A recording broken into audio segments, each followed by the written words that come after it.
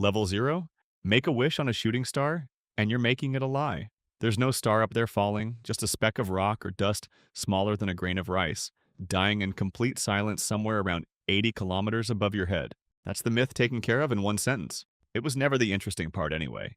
The physics underneath it is, every one of those streaks is the same simple rule playing out at its smallest possible scale. Mass moving at extreme speed, meeting an atmosphere that refuses to let it pass for free. At walking pace, that collision means nothing. At 72 kilometers per second, it's enough to superheat the surrounding air until the rock vaporizes into a thin trail of light before it ever gets close to your rooftop. Harmless, almost beautiful. Earth eats an estimated 48 tons of this stuff daily and never once notices the meal. Some nights bring far more of these streaks than others when Earth's orbit crosses the trailing debris of a passing comet and the sky briefly turns into a shooting gallery. The Perseids in August, the Leonids in November, each named for the constellation they appear to radiate from, though the rocks themselves have nothing to do with the stars behind them. Under a dark sky during a strong shower, you can count more than 100 of these wishes an hour, each one just as harmless and just as forgettable as the last. But that rule, energy that scales with the square of speed and has to go somewhere, doesn't stay polite on purpose. It just hasn't been handed enough mass yet. Give it that, and the same equation that grants you a wish starts taking things away instead. This list is where you find out exactly how much it can take. Level 1. Call this one the Survivor. When a fragment tough enough to outlast its fiery fall lands, scientists give it a new name, a meteorite. Most are almost comically small, no bigger than a fist, and hit the ground with barely more force than a dropped brick. Museums keep them in glass cases, still cool enough to hold minutes after landing, souvenirs from a trip across the solar system. Meteorites come in three broad families: stony, made mostly of rock, iron, dense metal cores from shattered planetesimals, and stony iron, a rare mix of both. The largest confirmed meteorite ever found, the Hoba meteorite in Namibia, weighs an estimated 60 tons and never even left a crater because it arrived at a shallow angle and slowed enough in the atmosphere to settle rather than explode. It has sat in the same field since prehistory, too heavy for anyone to move. That smallness is the trap. On this scale, size doesn't add up in a straight line. It multiplies. Double the width of an incoming rock and its energy doesn't double. It explodes upward by a factor of 8 or more. A fist-sized meteorite is a keepsake. A car-sized one is a different category of problem entirely. The people who track near-Earth objects for a living aren't worried about the meteorites already sitting in museums. They're worried about the ones still tumbling through the dark that haven't been found yet. Level 2. On the morning of the 15th of February 2013, over the Russian city of Chelyabinsk, a rock roughly 20 meters wide came in low and fast, invisible to every telescope because it approached out of the glare of the sun. It detonated about 30 kilometers up in a blinding fireball briefly brighter than the sun itself, releasing energy equal to around 440,000 tons of TNT, nearly 30 times the force of the Hiroshima bomb. It never touched the ground as a single object. It didn't need to. The shockwave alone blew out windows across 6 cities and injured more than 1,500 people, most of them cut by flying glass while they were still staring up at the sky. For a few seconds, it was brighter than the sun itself, casting shadows across a landscape that was not built for a second sunrise. Dashcams across the region caught the fireball by accident, footage that later helped scientists reconstruct its speed and trajectory down to the second. Most of the injuries happened not from the blast itself, but from people rushing to their windows to look, seconds before the shockwave arrived and turned the glass into shrapnel. Astronomers have a clinical name for this kind of strike, an airburst. And it's oddly unsettling precisely because it destroys everything beneath it without ever leaving a crater to prove it happened. Chelyabinsk barely registers on the true scale of what's possible. So what happens the day the airburst is 100 times bigger, and nobody sees it coming until the sky itself catches fire? Level 3. On the 30th of June, 1908, something detonated above the Podkamennaya Tunguska River in Siberia, with a force estimated between 10 and 15 megatons, close to 1,000 times the power of the Hiroshima bomb. It turned an estimated 80 million trees across 2,150 square kilometers of forest into millions of broken matchsticks, all lying flat and pointing outward from the blast like a compass needle frozen at the exact moment of detonation. It took nearly 2 decades before anyone even reached the site. Soviet mineralogist Leonid Kulik led the first expedition in 1927, expecting to find a crater and an iron core waiting in the snow. Instead, he found only flattened forest radiating outward in a pattern scientists still study today, roughly butterfly-shaped, evidence later used to help estimate the object's angle and speed of approach. No confirmed fragment has ever been found, no crater. Whatever it was likely burst apart in the air exactly like Chelyabinsk, just staggeringly larger, with heat strong enough to be felt 65 kilometers from ground zero. Drop an event this size over a modern city instead of empty Siberian wilderness, and there's no version of that story involving broken windows. There's simply nothing left.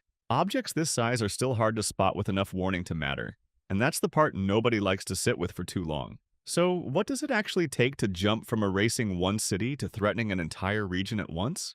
Level 4. Somewhere between Tunguska and true planetary catastrophe sits a category astronomers bring up almost reluctantly: regional devastation. Picture an impactor 300 to 600 meters wide coming down over land. It doesn't just take out a city, it buckles the country around it, punching enough debris into the stratosphere to dim the sun for months and starve fields hundreds of kilometers away that never even felt the blast. Send that same rock into the ocean instead, and since water covers roughly 70% of this planet, the odds favor the ocean. It raises walls of water, essentially a tsunami, capable of devastating coastlines an entire ocean away. This isn't purely hypothetical.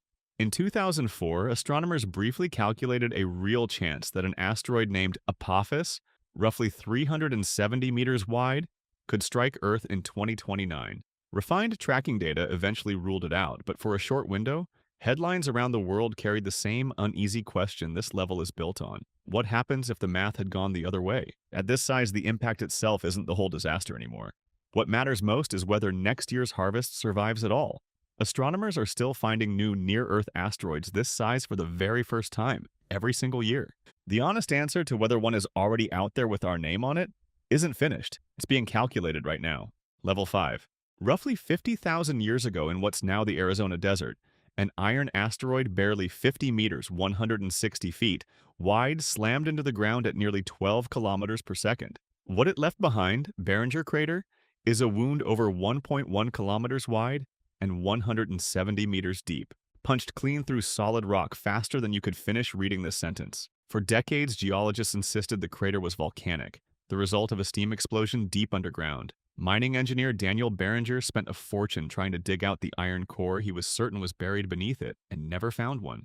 It wasn't until the 1960s that geologist Eugene Shoemaker proved the surrounding rock had been shocked by pressures no volcano could produce, evidence that finally confirmed an impact rather than an eruption. Chelyabinsk and Tunguska burned out in the sky and vanished without a trace. This one didn't. It hit hard enough and stayed together long enough to permanently rewrite the landscape, a scar still visible from orbit tens of thousands of years later.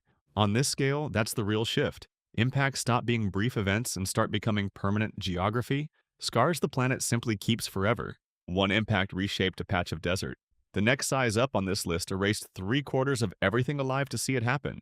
Level 6. 66 million years ago, an asteroid roughly 10 to 15 kilometers wide slammed into the coast of what's now Mexico's Yucatan Peninsula. The blast released energy equal to billions of Hiroshima bombs, gouged out the 180 kilometers wide Chicxulub crater, and threw enough debris into the atmosphere to trigger a years-long impact winter, choking sunlight from the entire planet. Roughly 75% of all species on Earth, every non-avian dinosaur included, didn't survive the extinction that followed. For most of the 20th century, nobody could prove what actually killed the dinosaurs. That changed in 1980 when physicist Luis Alvarez and his son Walter found a thin layer of iridium, an element rare on Earth's surface but common in asteroids, buried in rock strata worldwide, dated to the exact same moment. The same layer, the same element, the same age on every continent was the fingerprint that finally connected the extinction to an impact instead of a guess. This is the impact almost everyone already knows without realizing it. The reason dinosaurs aren't walking past your window right now. It sits near the very top of the confirmed, evidence-backed end of the scale, the largest impact we can prove happened. But researchers digging into the earliest history of this planet have found traces of something even bigger, something that, evidence suggests, didn't just end a chapter of life on Earth. It may have built the world life eventually inherited. Level 7. Around 4.5 billion years ago, in the earliest, most violent years of the solar system, leading scientific models proposed that a Mars-sized protoplanet, informally named Theia, collided with the young Earth. The giant impact hypothesis, one of the leading theories among planetary scientists, suggests this collision was catastrophic enough to partially melt the early Earth and blast a massive ring of vaporized rock into orbit, material that eventually cooled, clumped together, and became the moon hanging over your head tonight. Apollo astronauts carried lunar rock samples back to Earth specifically to test this idea, and the isotopic fingerprint of oxygen in moon rock turned out to be almost identical to Earth's own, closer than the theory ever predicted. That similarity is both the hypothesis's strongest evidence and its biggest headache, since a colliding protoplanet should have left the moon with a chemistry more its own, not one borrowed almost entirely from ours. If the theory holds and the evidence pulled from lunar rock samples keeps pointing that direction, then the single most violent event in this planet's history didn't erase a world. It built one, then hung the wreckage in the sky as a nightlight that still looks perfectly calm. It has for 4.5 billion years. But calm isn't the same as finished, and scientists are still trying to explain every detail of the collision that put it there. The oldest, closest witness to the most violent day this planet ever survived is orbiting above you right now, saying nothing.